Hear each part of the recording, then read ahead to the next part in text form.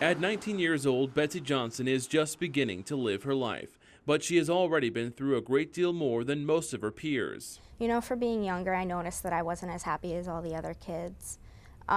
They seemed to smile a lot more than I did. Johnson says her depression followed her through middle and high school. She found herself in an abusive relationship, was diagnosed with bipolar disorder, and began taking it out on herself. She started cutting and even burning her arms. Once she started, she says she couldn't stop. If I would cut myself, I would see pain. I would see physical pain, and I would have a physical reason as to why I was hurting. In 10th grade, Johnson reached a traumatic turning point. I overdosed on my sleep meds and some Excedrin, and I was brought to the ER. As I was laying there, I knew that I was going to die, and I knew that that isn't what I wanted.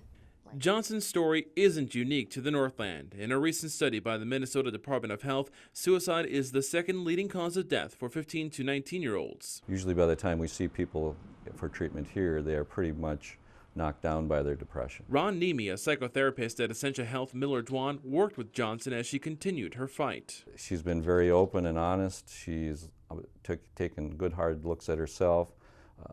I've never heard her blame anybody for her situations. Johnson turned to Miller-Dwan 6 times over the course of her struggle with depression.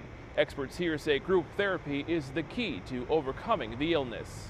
Nemi agrees, saying working in groups helps individuals share ideas and give each other support. And I really believe in the power and the healing effects of being with others who have been through similar struggles or currently struggling with a mental illness, usually depression. Betsy Johnson is now advocating for others going through dark times in their lives. It's very scary to admit that you have a problem and you can't control yourself.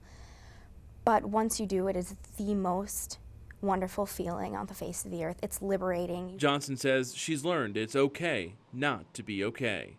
In Duluth, Kevin Jacobson, the Northlands News Center.